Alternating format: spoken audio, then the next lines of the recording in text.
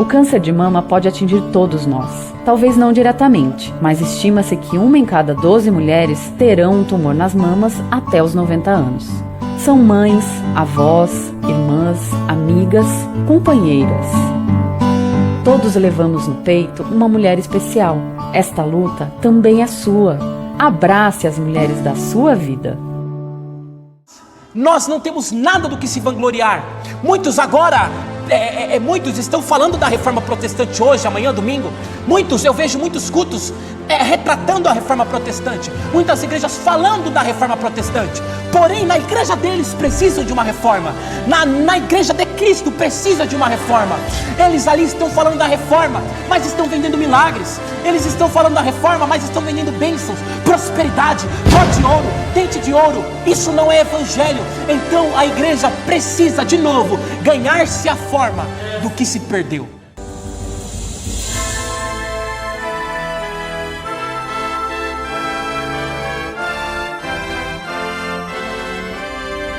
Antes de ir para o vídeo, se inscreva no canal, dê o like, ative o sininho para receber as notificações, compartilhe com seus amigos, familiares, para que possamos levar o verdadeiro evangelho. Deus abençoe.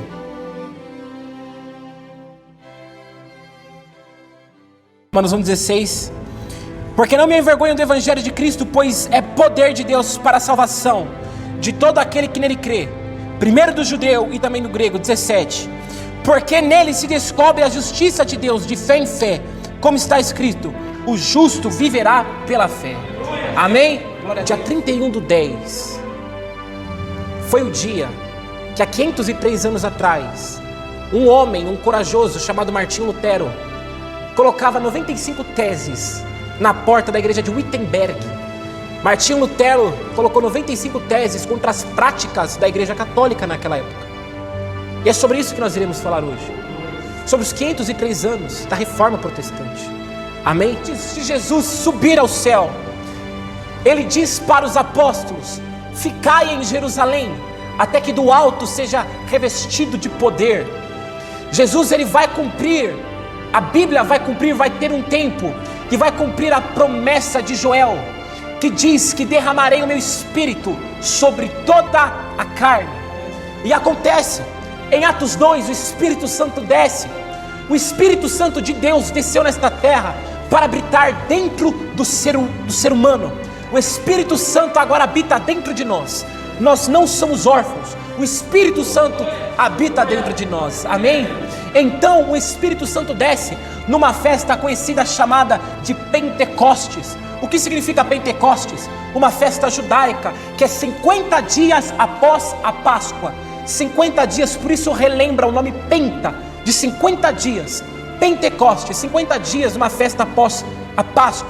E nesse momento, neste dia, nesta comemoração, o Espírito Santo de Deus desce.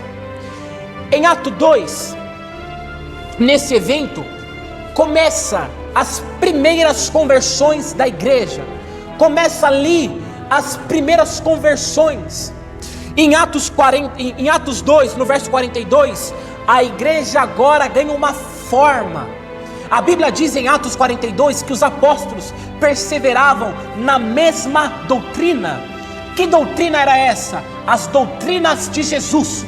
Atos, você vai ver diversas vezes os apóstolos perseverando em uma doutrina, em uma única fé, em uma única perseverança. E que doutrinas eram essas? As doutrinas deixadas pelo Messias, pelo seu Cristo, por Jesus. E o que aconteceu? O tempo foi passando. Atos 9, a igreja continua crescendo. Ocorre a conversão de um homem da Cilícia, um homem que foi estudado aos pés de Gamaliel, Saulo, a caminho de Damasco. Ele tem Deus tem um encontro com Saulo. Saulo tem um encontro com Deus. E naquele dia acontece uma das maiores conversões de um homem que vai ensinar a teologia para a igreja. Então a igreja tem doutrina. A igreja vai ter agora caráter de teologia. O apóstolo Paulo, ao se converter, foi um dos homens que teve um caráter doutrinário, sendo que ele escreveu 13 epístolas, sendo as mais profundas Romanos e Efésios. Agora a igreja, ela conclui uma forma, ela tem doutrina e teologia. A igreja tem forma, tem fundamento, doutrina, teologia, pastor, evangelista, diácono, obreiro. Agora está tudo bem. Agora a igreja existe. Agora a igreja, o templo existe. Tem base, tem doutrina e tem fundamento, tem teologia. A igreja tem uma forma. Amém? A igreja avança. E o que aconteceu após a morte de João? Começou uma era chamada uma era patrística. Na época medieval, com Policarpo de Esmirna, como foi dito no último domingo, Irineu, Inácio de Antioquia, João Crisóstomo, Agostinho de Hipona, a igreja continua a crescer. A igreja continua a crescer ao ponto de Tertuliano falar: não adianta mais matar crente. Quando você mata um crente, brota 10. Então a igreja começa a crescer. A igreja começa a crescer. E no ano 300 é proclamado um imperador chamado Constantino. Nesse momento, a igreja começou a decair, a perder a forma. Constantino virou evangélico, virou cristão. E o que aconteceu? Constantino, ele decreta a religião oficial do Estado, o cristianismo. Então ele vai juntar a igreja com o Estado, dando poder aos bispos de Estado e igreja. E nesse momento, a cultura greco-romana é o que predominava. E no século I, nasce, no ano 365, uma das maiores heresias que Constantino declara. O Papa Clemente é declarado bispo universal. Então a igreja começou a perder a forma. E a igreja agora vai começando a perder a forma. A igreja vai se paganizando. Chegando no século XII, dá início a um período chamado de trevas, o período da Inquisição, onde começam torturas, chacinas, são promovidas pela igreja católica as caças às bruxas, caças aos hereges que eles dizem. Nesse período a igreja se deformou, a igreja perdeu-se a forma. A igreja católica começou a perseguir quem era contra ela. E o que a igreja católica implantou? Preste atenção. A igreja perdeu a forma. Ela tinha a forma dos apóstolos que foram deixadas por Jesus, agora ela perde a forma. E o que aconteceu? No ano 300, a igreja católica começa a implantar muitas heresias. A Bíblia diz que ninguém pode pôr outro fundamento a qual já está posto, que é Cristo. Então a igreja começa a não dar valor às escrituras, ela começa a pôr fundamentos do homem, ela começa a pôr bulas papais, ela começa a falar que a palavra do Papa tem mais poder do que as escrituras. O católico hoje sabe que as escrituras denunciam eles. Muitos padres e papas declaram declaradamente que a palavra do Papa, a igreja, é acima da igreja, está acima da Bíblia. E um dos padres disse, que eu não vou citar o nome, ele disse assim, que o erro dos protestantes, que somos nós, é não colocar a igreja acima das escrituras, porque a igreja católica põe a igreja acima da palavra, mas eles estão errados. A palavra é acima de tudo. Deus diz que Ele engrandece acima de tudo a sua palavra. Então a palavra de Deus, ela não é substitutiva, ela é suficiente. Então errados são eles que põem a igreja acima da palavra. Mas não, nós vamos entender como eles distorceram e deformaram o evangelho. Preste atenção. Ano 300, oração pelos mortos. Eles instituem a oração pelos mortos. Ano 300, eles começam, tudo que eu estou dizendo não está na Bíblia, não tem fundamento, é a palavra do homem, é a palavra do homem que teve poder. Sinal da cruz. Ano 320, eles começam a acender velas de cera. Ano 375, veneração de mortos e confecção, adoração de imagens. No ano 375, eles veneravam imagens. Se você perguntar para um católico, ele vai falar que não é idolatria. Ele fala que a imagem ali é para relembrar um santo. Mentira! Como foi pregado esses dias, nem pode construir imagem de escultura. É proibido em 2 Reis constituir imagem de escultura. Então muitos católicos falam que não adoram, ali é para relembrar e celebrar. Não existe isso, é idolatria. Muitos idolatram 394, início a missa. Ano 500, a vestimenta dos papas e padres são totalmente diferentes do leigo. Ano 600, oração por Maria. No ano 600, a Igreja Católica institui Maria como ajudatriz e mediadora de Deus e os homens. No ano 600, Maria é venerada como mediatriz. Meu amado, a palavra de Deus diz que pela remissão do Hebreus, a remissão dos pecados só pode ser com sacrifício de sangue. Maria não morreu na cruz por ninguém. Maria não morreu pela cruz por ninguém. Então o homem criou Maria como ajudatriz de Deus. Os patrísticos não disseram isso, os apóstolos não disseram isso, a Bíblia não diz isso, mas os papas dizem isso. Ano 607, o início do papado romano. Ano 786, culto à cruz e a relíquias. Anos 850, água benta misturada com sal, ela santifica onde asperge. Ano 995, canonização dos santos. Os santos são canonizados agora. Agora você vê que o santo, uma imagem é canonizada. Ela tem poder de curar essa imagem. Essa imagem eles dizem que tem poder. Santas que eles falam que tem poder. Quando a pessoa ora pelo santo, a imagem ali tem poder de curar. Você vê ano 1097, celibato para os sacerdotes. Celibato significa que o papa, o padre, não pode se casar, não pode ter mulher. O celibato foi instituído para os sacerdotes. Ano 1090, o rosário da oração do Pai Nosso, junto com a oração do Ave Maria. Ano 1217, a transubitação da hóstia sem o sangue. Eles tomam a hóstia, mas não tomam o sangue. A hóstia vale para tanto o pão como o sangue. Ano 1215, confissão auricular de pecados. Para Deus te perdoar, você tem que confessar para o homem.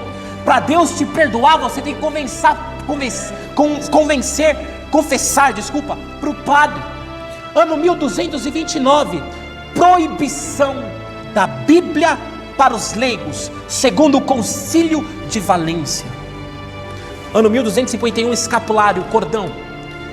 É obrigatório os padres e papas usar um cordão de Cristo crucificado. Porém, o que me chama a atenção, no ano 1229 a igreja chegou no seu ápice de heresia, o seu ápice de período negro. A palavra de Deus é proibida. As escrituras agora foram proibidas. A palavra de Deus para o povo leigo foi proibido. O povo não teve acesso à palavra de Deus. O povo não tem mais acesso às escrituras. Eles proibiram, eles trancaram, eles pegaram todas as escrituras e proibiram do povo não ler. Então a igreja chegou ao seu ápice. Preste atenção. No século 13, Deus começa a ter um mover. Deus começa a ter um mover contra a igreja. Deus começa a levantar homens. No século 13, no ano de 1369, nasce um homem chamado John Hus. John Hus iniciou um pensamento religioso da Bíblia, sendo morto na mão da igreja, condenado à fogueira. John Hus morreu cantando: Jesus, filho de Davi, tenha misericórdia de mim. John Hus, ele inicia um movimento pela liberação das escrituras para o povo. E o que aconteceu com esse homem? Ele foi levado à fogueira, ele foi morto, sentenciado.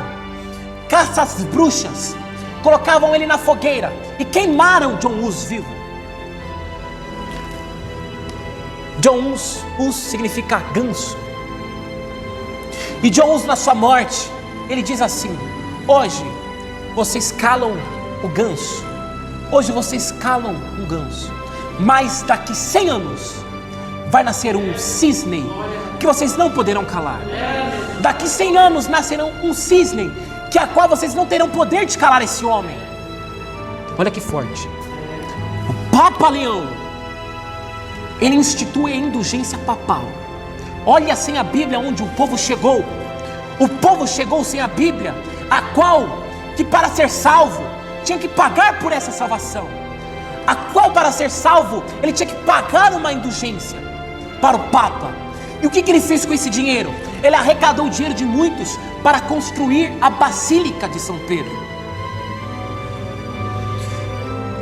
Então, uma pessoa poderia ir ao céu somente tendo esse documento.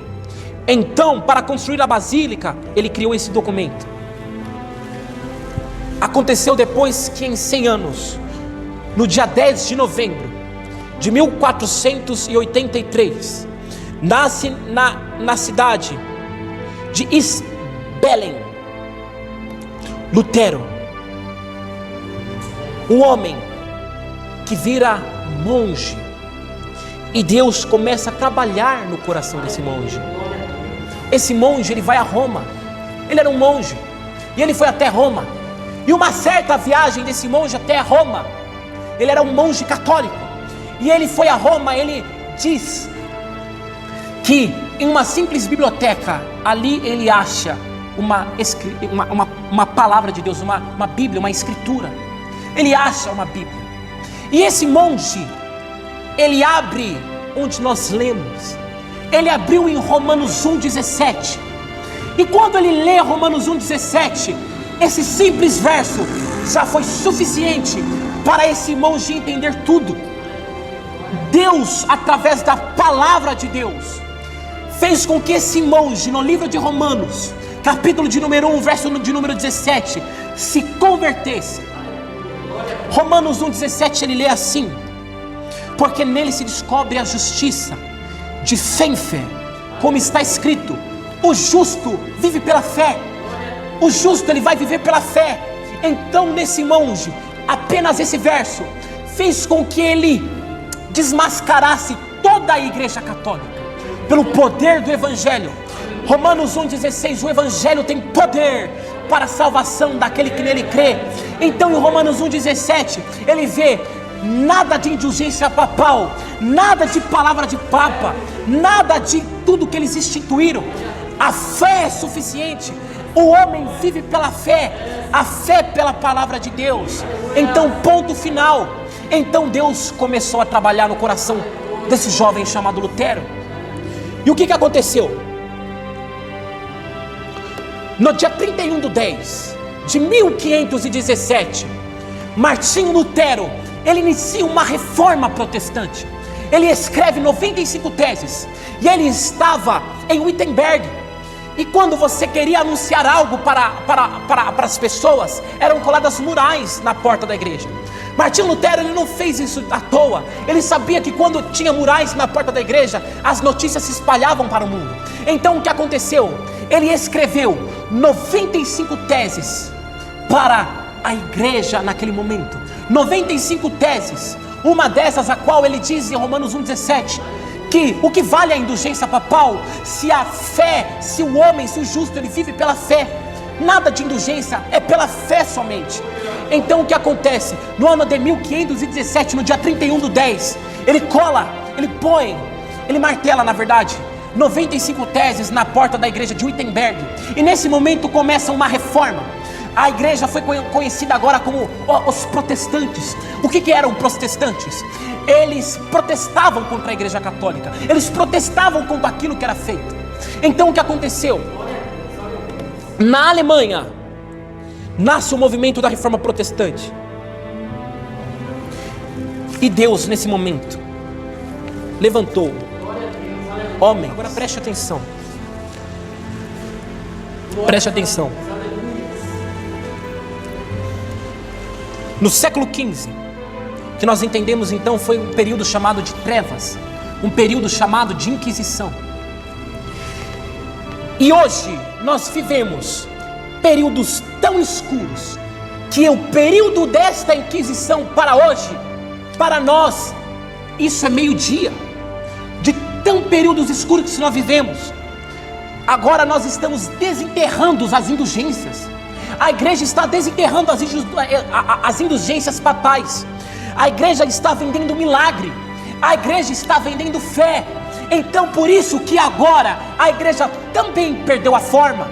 A igreja, ela tinha uma forma, perdeu-se, reconstituiu-se na reforma protestante. Mas ao passar dos tempos, a igreja hoje, que nós estamos vivendo, perdeu a forma de novo. Então por isso que eu digo que glórias a Deus pela reforma protestante. Mas nós não temos nada do que se vangloriar. Muitos agora, muitos estão falando da reforma protestante hoje, amanhã, domingo. Eu vejo muitos cultos retratando a reforma protestante. Muitas igrejas falando da reforma protestante. Porém, na igreja deles precisam de uma reforma. Na igreja de Cristo precisa de uma reforma. Eles ali estão falando da reforma, mas estão vendendo milagres. Eles estão falando da reforma, mas estão vendendo bênçãos, prosperidade, pó de ouro, dente de ouro. Isso não é evangelho. Então a igreja precisa de novo ganhar-se a forma do que se perdeu. Preste atenção. A primeira sola a escritura. A igreja na época ensinava que parte das escrituras, mas as bulas papais que eram ensinadas tinham mais valias. Os documentos cardeais tinham mais valia do que as escrituras. Vêm os reformadores e dizem: a escritura é suficiente. Gálatas 8. Se o apóstolo Paulo falar algo, ou se o anjo do céu, qualquer espírito que for, Satanás se aparecer como anjo de luz, ou anjo mesmo do céu descer e falar algo além desse livro, esse anátema, ninguém pode pôr outro fundamento a qual já está posto. A palavra de Deus é viva e eficaz. Então, o que aconteceu? Eles falaram sola escritura. E hoje, é sola escritura para nós? Hoje, a igreja está prostituta. Hoje a igreja está corrupta. Hoje não é somente as escrituras. Hoje a igreja também precisa de uma reforma protestante. Não é mais as escrituras. Muitos pregam revelações dos homens. O que adianta ter somente as escrituras? Porém revelações carnais são mais valias do que as escrituras. Então, ou seja, antigamente tinha as indulgências, hoje tem a revelação do homem. Deus pode falar, Deus usa a mula, Deus usa quem for. Porém, as revelações carnais dizem assim: as escrituras falam, não ajunteis tesouros nessa terra. E as revelações dos homens dizem: ajuntem tesouros nessa terra. A revelação do homem hoje é para você ser rico, se panturrar de tesouro nessa terra. Não, você está com uma dor, você está com uma doença, não. Então alguma coisa errada com você. Porque as escrituras não é suficiente. A revelação do homem, então, ou seja, muitos vão à igreja atrás de revelação e profecia.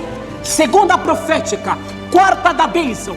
Perdeu-se a valia das escrituras. Então, ou seja, a palavra da homem, a revelação do pastor, do bispo, de quem quer que for, do apóstolo, tem mais poder do que as escrituras.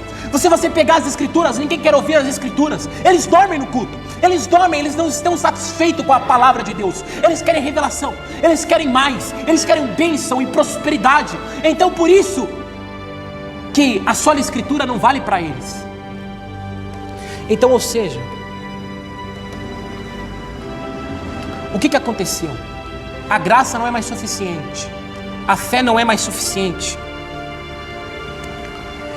Eles dizem que teriam que pagar esmola para a pessoa ser salva, para por purgatório. O que significa purgatório? Quando a pessoa morre, para eles a pessoa está ali no céu pagando o preço pelos seus pecados. Pagando o preço pelos seus pecados. Tetelestai, está quitado, consumado, pago.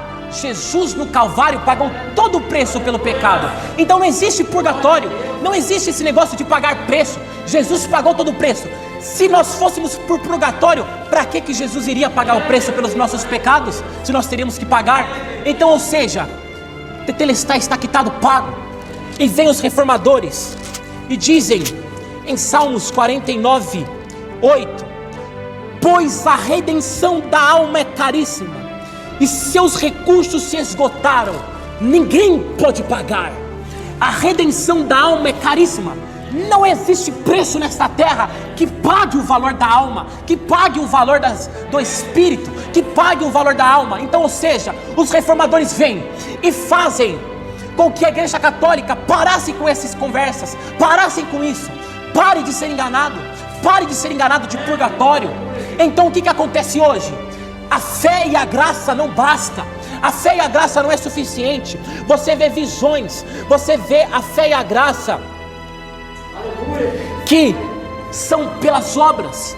Você hoje tem que apresentar sacrifício, e a salvação está no nosso controle. Então a graça e a fé é hoje no tanto que você ofertar. Ô amado, hoje o que eles dizem? Tem um tranca-rua lá na sua casa, vem trazer o dízimo, que isso vai acabar. Ou isso é a mesma coisa. Traga o dízimo, traga a oferta do Senhor, e todos os seus problemas serão resolvidos. Traga a oferta, porque ali os seus problemas serão cessados. É a mesma coisa. O dízimo e a oferta hoje tem poder para tirar os seus problemas. Jesus nunca prometeu isso. Jesus nunca prometeu isso. Não existe nenhum versículo da Bíblia que fala: venha para Cristo que os seus problemas serão resolvidos. Não existe. Eles barganham com Deus, eles barganham com o Evangelho. Para você ser abençoado, você tem que dizimar. Para você alcançar a vitória, a bênção, você tem que ofertar. Então a graça e a fé não é suficiente. Solos Cristos. Solos Cristos. A Igreja Católica na época ensinava que não somente Cristo, mas Pedro também. Não somente Cristo, mas Maria também. Não somente Cristo, mas Paulo também. Eles ensinavam isso.